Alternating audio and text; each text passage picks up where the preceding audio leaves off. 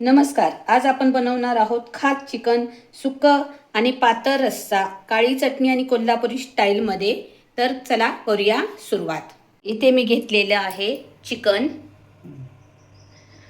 5 ते 6 कांदे, 2 टोमॅटो, अद्रक, कोथिंबीर, लसूण, खोबरं, कोल्हापुरी चटणी आणि मराठवाडा काळी चटणी आणि फुटाण्याच्या डाळीचं पीठ, तीळ, जिरं, हळद आणि मीठ. तर आपण करूया सुरुवात या रेसिपीला. चिकन स्वच्छ धुवून घेऊया.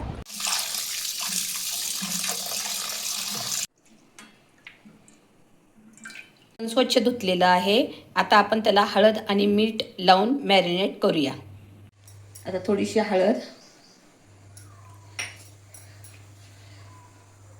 मीठ चांगलं मॅरिनेट करून ठेवूया काढून.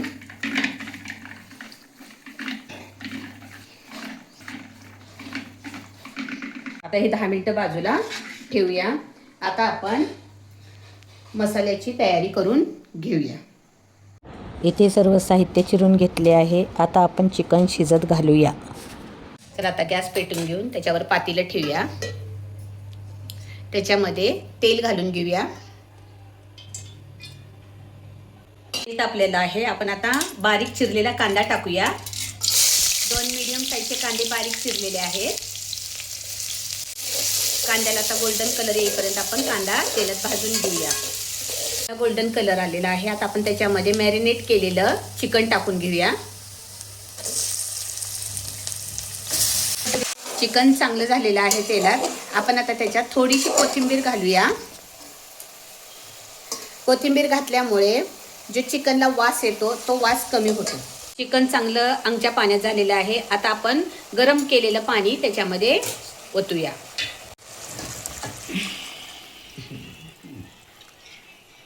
आता चिकन या पाण्यात चांगलं 10 ते 15 मिनिटं शिजू द्यायचं. मॅरिनेट केल्यामुळे चिकन लवकर शिजतं.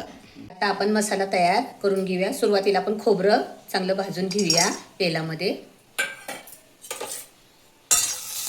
टाकूया.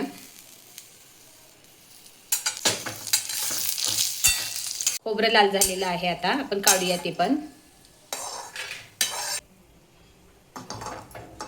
आता कांदा भाजून घेऊया.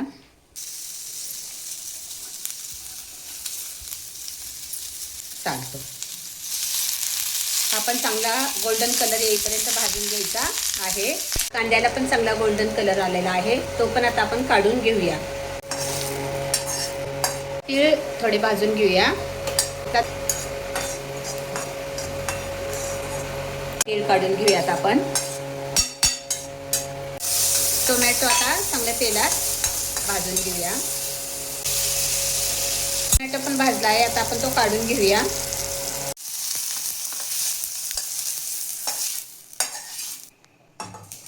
आता हे सर्व मिश्रण आपण मिक्सरमधनं चांगलं पाणी घालून बारीक वाटण करून घेऊया. त्याच्यामध्ये कोथिंबीर, लसूण, आलं आणि जिरं घालून बारीक करूया.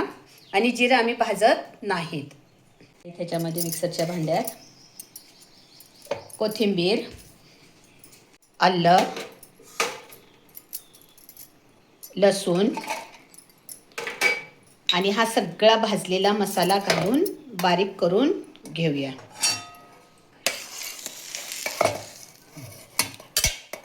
मसाला आपण गंधासारखा चांगला बारीक करून कढई ठेवूया. आणि आपण आधी सुक्क फोडणी टाकूया. सुक्क चिकन फोडणी टाकूया. आपण फोडणीसाठी नॉनव्हेज करण्यासाठी जरा चढताच वापर केला पाहिजे तेलाचा, तर छान लागतं. त्यामध्ये मसाला टाकून घेऊया. मिक्सरमधनं चांगला गंधासारखा वाटलेला मसाला आहे.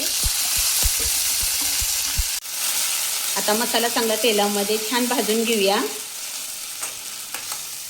आता सुक्का आणि पातळ रस्सा करण्यासाठी मिक्सरमध्ये वाटलेला मसाला निम्मा रस्स्यासाठी ठेवलेला आहे आणि निम्मा सुक्कं करण्यासाठी वापरला आहे.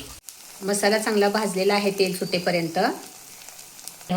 आता या सुक्याला छान झणझणीत चव आणण्यासाठी मी यात घालत आहे काळी चटणी आणि कोल्हापुरी कांदा लसूण चटणी. या 2 चटण्या थोड्या प्रमाणात घालूया. चटण्या घातल्या की सुक्याला खूप छान खमंग सुगंध आणि मस्त चव येते. आता हे सगळं मसाल्यासोबत आपण छान परतून घ्यायचं आहे.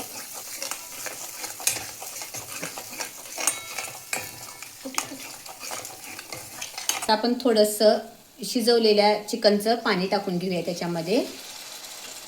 मला ह्या पाण्यात पण चांगलं शिजून घेऊया अजून एक 5 मिनिट तेल सुटेपर्यंत. तुम्ही बघू शकताय तेल सुटेपर्यंत मसाला भाजलेला आहे. आपण आता त्याच्यामध्ये पीस घालूया.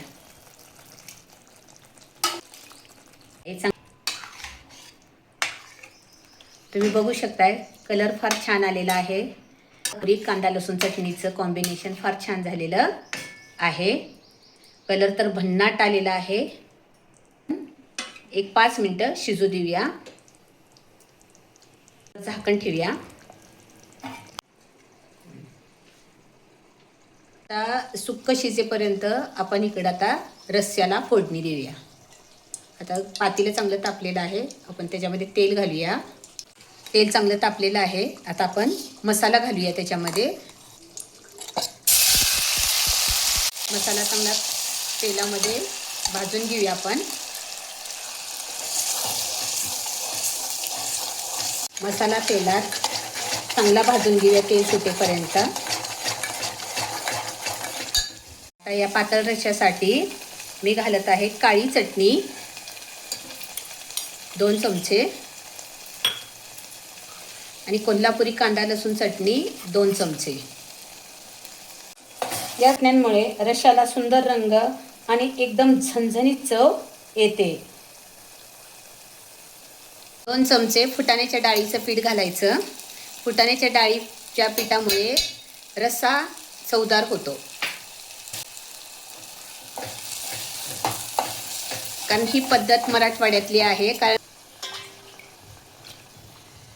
15 मिनिटं चांगला रस्सी उतरू देऊया. रस उतरल्यानंतरच रश्श्याची चव वाढते.